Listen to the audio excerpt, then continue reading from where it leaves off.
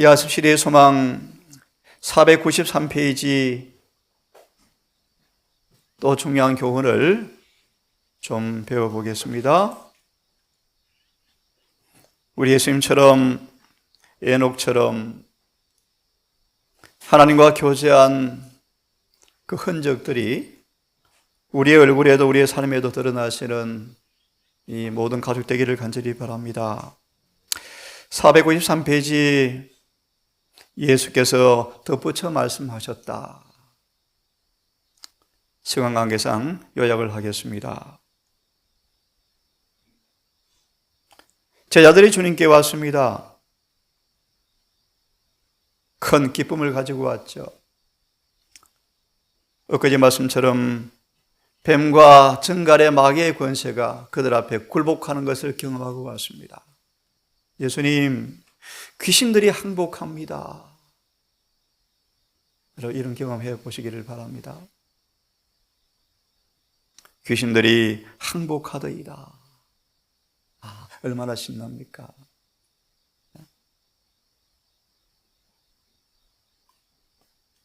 그런데 주님께서 말씀하시기를 귀신들이 항복하는 것 때문에 기뻐하지 말고 하늘에 너희 이름이 기록된 것으로 기뻐하라. 왜 그랬을까요? 이어서 말합니다. 주님은 인간의 성정 가운데 참 약한 부분이 있죠. 성공에 흔히 따르는 경험이 무엇입니까? 자만에 빠질까 두렵다.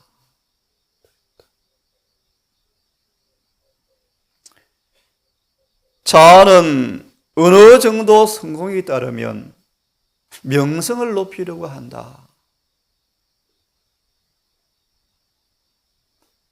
금이 환영한 주님이 오시자 마리아는 위기의 때 자신도 모르게 이렇게 사람들 앞에 아들을 내세웁니다. 우리 아들을 볼래? 소망은 말씀하시기를 마리아 속에 우쭐거리는 정신이 들어왔다. 인간의 자아는 어느 정도 성공이 따르면 명성을 높이려고 한다. 이 자아요, 자아. 이것이 죄죠, 죄죠. 내가 무별 위에 내 보좌를 높이리라. 예수님은 동등됨을 취할 것으로 여기지 아니하시고 종의 형체를 가지사 사람들과 같이 되었다. 정반대의 모습이죠. 그렇죠? 귀신들이 항복하더이다. 기뻐하지 말라. 가롯 유다는 이 경험을 해보았지만 구원을 받지 못했지 않습니까? 그렇죠? 히브리 사람들이 출애굽의 역사 속에서 수많은 기적들을 맛보았지만 가나안 땅에 들어가지 못했습니다.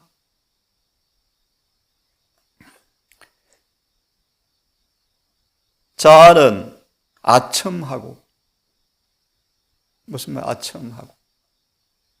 요한복음 5장 39절 이하의 말씀, 요한복음 5장 39절. 너희가 영생을 얻기 위해서 성경을 상고하거니와 이 성경이 곧 내게 대하여 증거하는 것이라.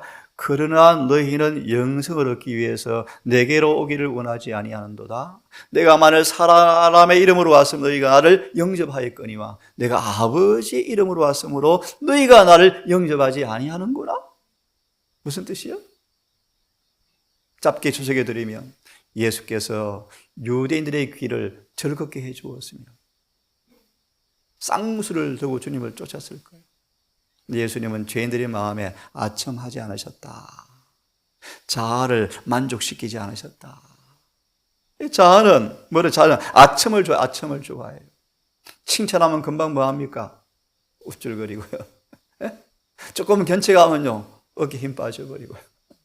조금 기분 나쁜 얘기하면요 마음이 상하게 버리고. 자아는 아첨. 또 스스로 높아져서 다윗이, 솔로몬이, 히스기야가 오늘 좀 볼 것입니다. 번영에 따른 교만과 타락이 와요. 그래서 여러분 에녹이 그렇게 대단한 인물인 거예요. 그렇게 평소 300년간을 하나님과 변함없이 동행한 이 에녹의 신앙의 경건은 대장터 말씀하십니까? 반드시 재림 때 쓸 사람들은 에녹과 같은 사람이 되어야 합니다. 여러분. 아첨하고 스스로 높아져서 참 심각한 말입니다. 다른 사람의 마음에 그들 속에 주님이 안 계시는구나 라고 느끼게 만들어준다. 그런 뜻입니다. 사도 바울은 간증합니다.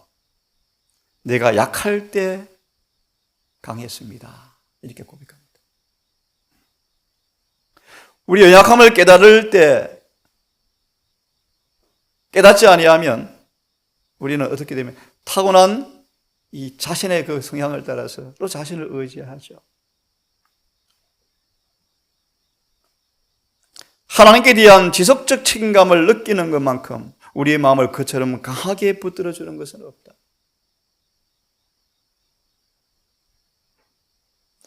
그리스도의 용서하시는 사랑을 느끼는 것만큼 행동의 동기를 그처럼 깊게 하는 것은 없다.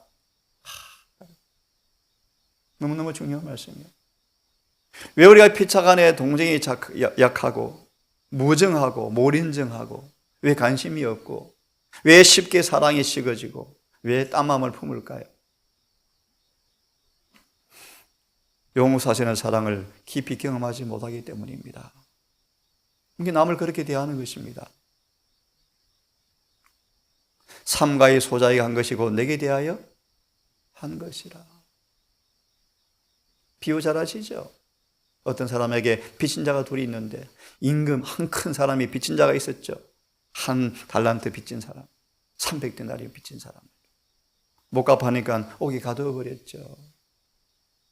자신은 얼마나 큰 빚을 짓고 탕감받았는데요. 그죠?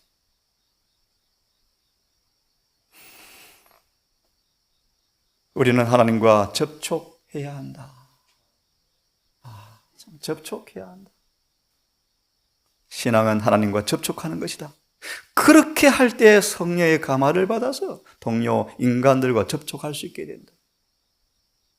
그때 그리스도를 통하여 하나님과 연합되고 하늘 가족의 일원이 됨을 기뻐하라. 그대가 자신보다 더 높은 걸 쳐다볼 때 인간 연약함을 끊임없이 느끼게 될 것이다. 그대가 이기심을 적게 가지면 가질수록 구주의 탁월하심은 명확하게 충분히 깨닫게 될 것이다. 그대 자신을 빛과 힘의 근원인 신분과 더 가까이 연결시키면 시킬수록 더 큰 빛이 그대에게 비칠 것이요 하나님의 사업을 위하여 더 큰 힘이 그대에게 주어질 것이다. 그대가 하나님과 하나가 되고 그리스도와 하나가 되면 온 하늘 가족과 하나가 됨을 기뻐하라. 자, 우리 몇 구절을 얼른 좀 보면 사사기 8장을 빨리 펴십시다. 사사기 8장 24절과 27절의 말씀인데 27절 마지막 구절만 보겠습니다. 기드온과 그 집에 올무가 되니라. 27절 마지막 문장입니다. 여러분, 기드온. 엄청난 승리를 경험한 이 기드온이, 위대한 종교 개혁자의 이 기드온이, 본문 말씀 보니까 그것이 뭔가를 볼 것입니다. 그것이 기드온과 온 집에 올무가 되었더라. 주석을 좀 보십시오. 8장 24절 27절의 말씀에 이렇게 묘사합니다. 성령께서는 사단이 기드온을 자극하여 이스라엘로 길을 잃어버리게 했다. 미리 답을 드립니다. 기드온이 외적인 사탄의 진지적을 정복하였지만 자아를 정복하지 못하고 넘어져 버렸어요.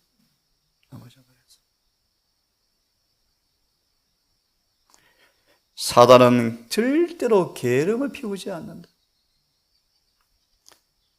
하나님을 향한 정오심으로 충만한 이 마귀는 끊임없이 마태오 4장 1절 11절의 주석의 말씀에 예수께 대한 전쟁은 패배했으므로 이제 전략을 수정해서 예수를 추종하는 사람들을 내가 넘어뜨려버리자. 그래서 그분의 생애 사역을 무효화시켜버리자. 1차 성공, 온 유대교회를 마귀가 지배해버렸죠. 지금 재림교회를 점점 지배하고 있죠. 똑같죠? 주님에 대한 충만한 증오심으로 예수님을 따르는 사람들을 끊임없이 유인하고 있다. 하나님의 군대가 현저한 승리를 거두고 난 후에 큰 반역자는 특별히 바쁘다. 왜요? 귀신들이 항복하더이다. 우쭐, 자존심 자만, 자아 숭배에 빠져 또 마귀 밥이 될까 봐 주님께서 경고하셨죠. 그것 때문에 기뻐하지 말라. 하나님의 군대가 현저한 승리를 거두고 난 다음에 반역자는 특별히 바쁘다. 빛의 천사처럼 변장하고 나타나 하나님의 사업을 뒤엎으려고 애쓰고 있다. 이리하여 사탄의 생각들과 계획들이 기도의 마음의 제시가 되었고 이로 인하여 이스라엘은 길을 잃게 되었다. 열왕기하 20장을 빨리 펴십시오. 열왕기하 20장. 여러분, 철저하게 우리 자아를 살펴서 하나님께 은혜를 통하여서 굴복하지 아니하면 우리는 큰일 납니다, 여러분. 우리의 믿음의 여행길은 실패로 끝나버릴 것입니다. 베드로처럼 주님께 충심 어린 고백이었지만, 주님, 죽을 똥 살 똥 내가 그분께 충성하겠습니다. 왜 저를 안 믿으십니까? 충성하겠습니다. 아시죠? 베드로의 진심이었지만 그 속에 있는 죄가 그를 속였다. 시험이 오자 여지없이 넘어지지 않습니까? 로마서 7장의 말씀, 내가 전에 법을 알지 못했을 때는 내가 살았더니 법이 이름에 계명이 이름에 죄는 살아나고 그가 나를 죽였도다. 죄가 나를 속이고 나를 죽였도다. 시편 139편. 하나님 내 마음을 아시고 내 생각을 통촉하셔서 어떤 악한 것이 있는가 나를 살피시고 나를 영원한 길로 인도해 주십시오. 예레미야 말씀에 사람의 마음은 간사하다. 부패된 온상이다. 제일 속을 수 있죠. 끊임없이 하나님과 접촉하고 새로 은혜를 받지 아니하면 이 자아라는 이 올무 앞에 다 넘어질 거예요. 다 넘어질 거예요. 침례 요한처럼 30년간 짧은 몇 개월 위에 준비하다가 딱 써먹고 인간적으로 폐기 처분처럼 보이는 순간 사단이 두 제자를 통해 시험을 살짝 던질 때 침례 요한도 살짝 흔들렸는데 주님께서 그걸 아시고 고치신 다음에 완전히 기쁨으로 죽게 하죠. 자아를 죽게 하는 거죠. 빌립보 1장 21절의 주석의 말씀, 이것이 예수의 가르침의 요지이다, 전부이다. 자아 굴복. 다른 말로 사랑의 봉사. 왕하 20장 12절과 19절을 봅니다.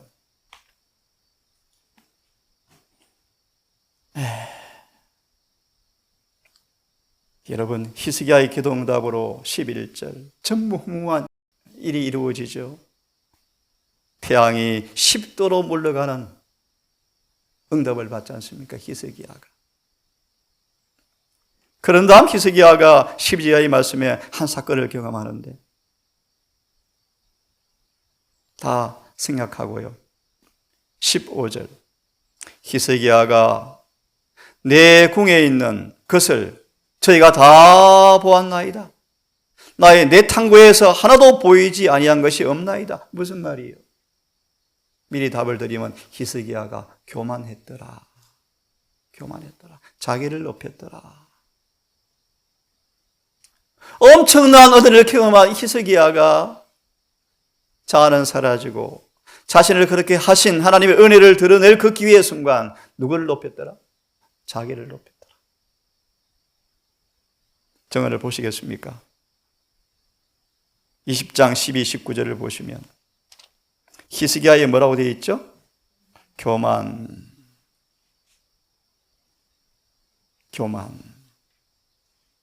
천문난을 보시면 전도할 기회가 왔습니다. 이 은혜를 증거해야 할 텐데 히스기야가 실패했습니다. 그 두 번째 말씀을 좀 보려고 합니다. 그러나 히스기야의 마음은 참 이해하기 어렵죠. 교만과 허영심으로 가득 차서 자신을 높이기 위하여 탐욕의 눈을 가진 이들에게 하나님께서 당신의 백성들을 부유하게 하신 보물들을 보여주었다.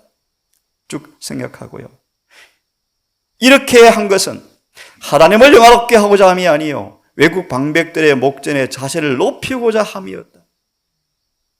왕은 이 사람들의 마음에 하나님을 경외하지도 사랑하지도 않은 사람들에게 현세적 부를 그들에게 속속들이 공개하는 것은 경솔한 일이라는 사실을 생각해 보지 않았다. 사자들의 내방하였을 때 자기 임무에 충실함을 보여주지 못한 히스기야의 이야기는 모든 사람을 위한 중요한 교훈으로 가득 차 있다. 우리가 하고 있는 것보다 훨씬 더 많이 우리가 경험한 하나님의 은혜와 자애와 비할 데 없이 깊은 구주의 사랑에 대하여 귀중한 이야기를 말할 필요가 있다. 정신과 마음이 하나님의 사랑으로 충만할 때 영적 생애와 관계 있는 것들을 나누는 것이 어렵지 않게 될 텐데 왜 히스기야가 이 일에 실패했습니까? 마음의 보고의 특징이 되어지는 위대한 사상, 고상한 포부, 진리에 대한 분명한 지각, 이기심이 없는 목표, 경건과 신성에 대한 열망이 말로 표현되어져야 하는데 왜 보물을 보여줍니까? 날마다 우리가 교제하는 사람들은 우리의 도움과 지도가 필요하다. 때에 합당한 한마디의 말은 적절한 곳에 박힌 하나의 못처럼 그들의 마음에 딱 박히게 될 것이다. 내일이면 그 영혼 중에 어떤 사람들은 결코 다시 만나지 못할 곳이 있을지 모른다. 이런 동행자들에게 우리는 어떤 감화를 끼쳐야 할 것인가? 한 영혼에게 한마디 말이 마음에 모처럼 박혀서 영혼을 변화시킬 수가 있습니다. 근데 히스기야는 이 일에 실패해버린 것입니다. 한 말씀 더 보고 마치면 좋겠습니다. 역대하를 펴시면요 32장을 펴셔서 이 말씀을 이렇게 좀 보십시다. 역대하 32장을 빨리 펴셔서 32장을 펴셔서 31절을 보시면 이 말씀을 이렇게 또 말씀합니다. 그래서 성경은 이렇게 서로 비교하면 참 좋습니다. 그렇죠? 방금 왕하 20장의 말씀을 역대하 32장 31절은 이렇게 말합니다. 마지막 구절을 보십시오. 이방의 방백들이 와서 왕에게 세상에 무슨 일이 있었습니까? 태양의 이령표 해시기가 뒤로 10도로 물러갔습니다. 들은 소문을 들었습니다.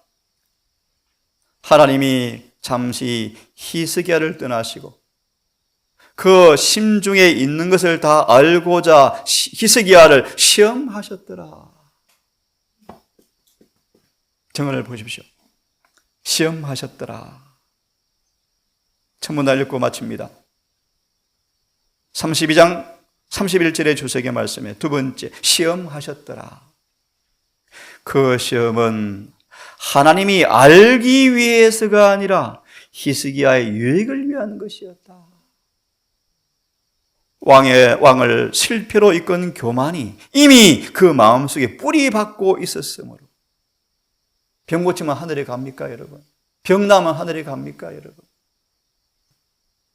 히스기야가 15년을 더 사는 응답을 받은 사람이었지만 그래서 교만이 뿌리 박고 있다. 만일 그대로 두었다면 보십시오. 그를 파멸로 이끌었을 것이다. 자비롭게도 여러분 하나님의 은혜입니다. 왜 시험하셨는가? 자비롭게도 하나님께서는 히스기야가 자기 마음의 참 상태를 드러낼 수 있는 상황이 발생하도록 하나님께서 허락하셨다. 하나님의 사랑입니까? 저는 말하기를 인간은 한순간도 높임 받을 이유가 없다. 정말 흙이요 흙, 먼지요 먼지. 친녀가 아까 말 못했네요. 실컷 봉사했는데 예수께서 와서 한마디 위로도 없네요. 예? 위로도 알아주지도 않네요. 그때 두 제자가 시험을 살짝 던지죠. 중요해. 우정이라는 가면으로 두 제자가 와서 예수님, 당신이 증거한 그분에게로 우리 사랑하는 동료 다 떠나고 우리 곁에 없어요. 다 배신했어요.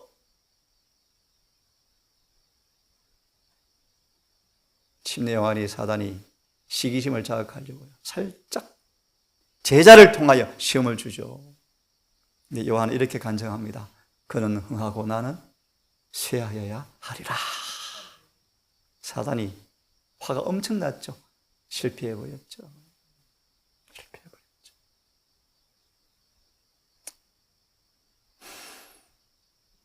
하나님께서는 히스기야가 자신의 참 마음의 상태를 드러내주는 상황이 발생하도록 허락하셨다. 이 경험은 인간의 품성 개발을 위해서 하나님이 역사하시는 방법을 설명해 준다. 하나님은 사람들은 종종 그들의 본성의 약점을 깨닫지 못한다. 그 약점들은 그들이 여러 가지 시험을 당할 때 비로소 명백해진다. 그래서 예내신에 마지막 시험으로 충성이 입증되었을 때 이마에 인을 칠 것이다. 기도합시다. 아버지, 70인의 제자의 승리의 노래 앞에 노래 이후에 주님의 경고를 우리가 생각해 봅니다. 귀신들이 항복하는 것 때문에 기뻐하지 말라 하신 의미가 무엇인가 보았습니다. 자아의 무서운 위협, 인간의 본성의 연약함의 그 수치스러운 이면을 보았습니다. 기도원과 히스기야를 보았습니다. 우리를 돌아보죠. 우리 또한 얼마나 자주 동일한 죄에 넘어집니까? 아버지 자비를 베푸사 바울처럼 내가 약할 때 강하겠다는 사실의 경험이 매 순간 이루어지게 해 주시옵소서. 오늘 한날도 골로새 3장 1절과 3절처럼 그리스도와 함께 하나님 안에 감추어지고 자아는 사라져버리고 우리 안에 만유의 주로 계신 주님만이 드러나시는 한날 되기를 결심합니다. 성령님, 진리를 통하여 우리 마음을 점유하셔서 오늘도 내가 산 것이 아니요 내 안에 주님 살아주셔서 하나님의 역사가 드러나는 행복한 하루가 되게 해 주시옵소서. 예수님 이름으로 기도드리옵나이다.